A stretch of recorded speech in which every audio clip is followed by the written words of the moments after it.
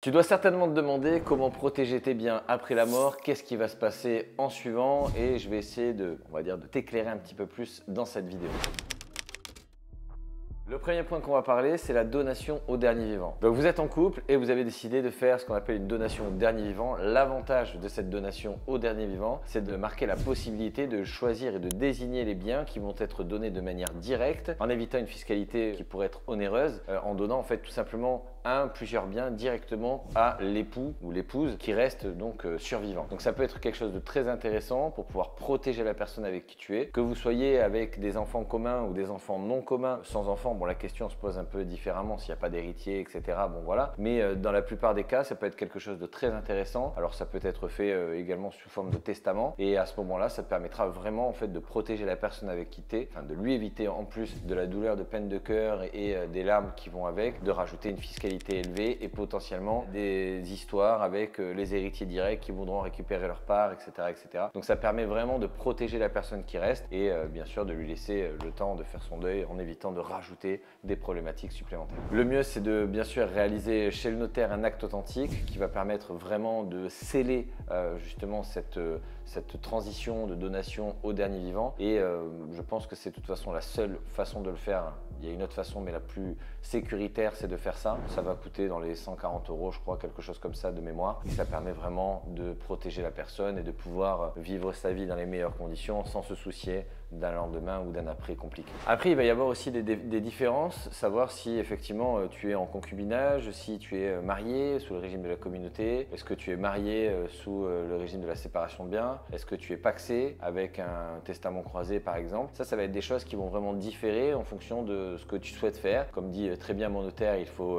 vivre pacsé et mourir marié. C'est la meilleure des choses à faire. D'ailleurs, petit clin d'œil à mon notaire. Si tu veux aujourd'hui protéger la personne avec qui tu es, le fait d'être seulement conjoint, concubinage, etc., c'est pas quelque chose qui va permettre de protéger, si tu veux, en cas de décès. Aujourd'hui, tout va bien. Malheureusement, un accident est vite arrivé et tout peut se passer. Et à ce moment-là, ça peut être très compliqué parce que finalement, les biens détenus avec la personne avec qui tu es, forcément, s'il n'y a rien d'acté, la part, quand tu vas malheureusement partir, cette part va aller directement à tes héritiers directs ou indirects. Si tu n'as pas d'enfant, ça va redescendre d'un rang, etc.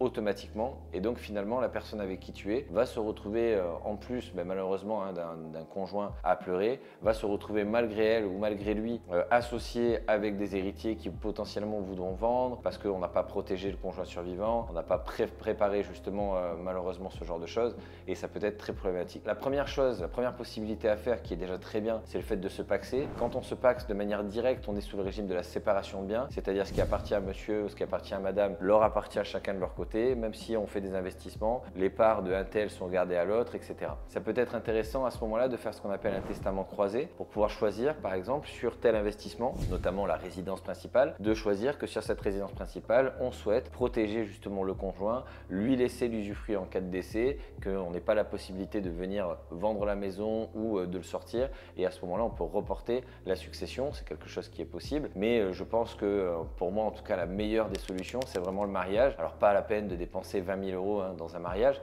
si aujourd'hui vous ne souhaitez pas vous marier pour les raisons qui vous incombent, mais uniquement pour un choix de protection du conjoint. Le mariage, en tout cas, est la meilleure façon de le faire. Il y aura deux façons les plus connues, en tout cas, de le faire. Ça sera soit le régime de la communauté, c'est-à-dire qu'on peut décider tout simplement que tout ce qui appartient à monsieur appartient à madame et tout ce qui appartient à madame appartient à monsieur.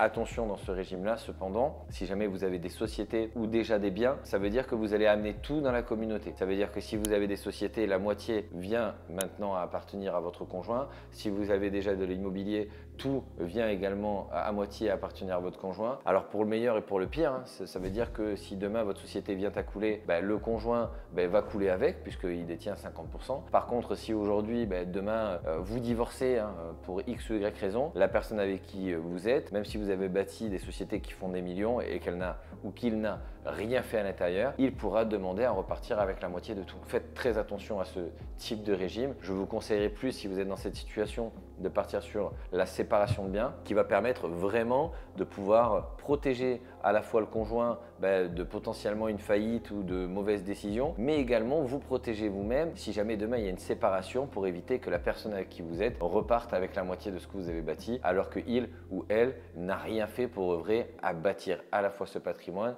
ou à la fois ces sociétés qui génèrent aujourd'hui des bénéfices. Alors après, il y a aussi la possibilité bien sûr de rédiger un testament. Encore une fois, c'est un acte simple. Donc de mémoire, je crois que c'est entre 100 et 300 euros, voilà à peu près. Le fait justement de rédiger un testament, vous allez pouvoir driver tout simplement ce que vous souhaitez faire après votre mort. Toujours le faire chez un notaire, n'écrivez pas juste sur une feuille blanche et glissez comme ça. Non, non, il faut bien prouver. Je vous inviterai même, parce que ça a été des cas problématiques que mon notaire m'a partagé. Il m'a raconté qu'ils avaient donc le testament d'une personne qui est décédée, sauf qu'ils ont réussi à faire prouver que quand il a écrit son testament, il a été sous l'influence d'une ou d'un héritier et qu'il n'avait pas toute sa capacité mentale pour pouvoir écrire. Donc finalement, ils ont pu révoquer une partie du testament. Moi, ce que je vous invite à faire, si jamais vous voulez écrire un testament, faites aussi un papier du médecin pour le joindre, pour dire que vous avez votre pleine capacité de décision à ce moment-là, si vraiment vous souhaitez vraiment bien sceller les choses. Et en plus de ça, vous écrivez votre testament donc, au notaire et vous mettez les 2 pièces au dossier. Et là, vous êtes sûr que ça sera irrévocable. Encore une fois, essayez de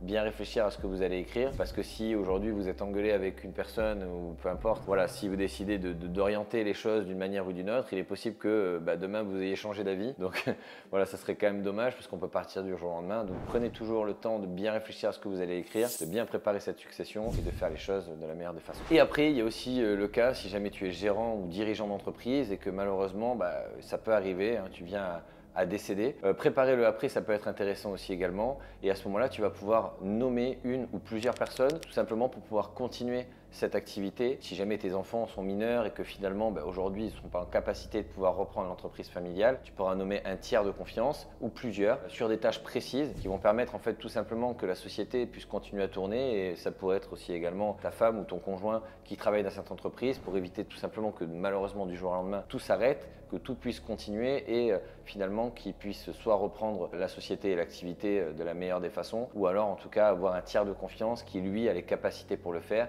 pour éviter de bloquer complètement et de dissoudre la structure dans de mauvaises conditions. Alors bien sûr, je sais que c'est pas forcément la meilleure des vidéos, parler de la mort c'est jamais le kiff. Maintenant, encore une fois, je ne suis pas notaire, je t'invite vraiment à te rapprocher d'un notaire pour avoir des conseils précis là-dessus. Je préfère laisser à César ce qui appartient à César. Ici, moi je te parle globalement et je t'invite à avoir une interrogation pour préparer justement le après. Mais encore une fois, je t'invite réellement à partager ça avec un notaire de famille ou tout simplement aller démarcher un notaire pour vraiment avoir des conseils précis sur ta situation et de pouvoir préparer l'après pour tout simplement vivre le présent de la meilleure des façons.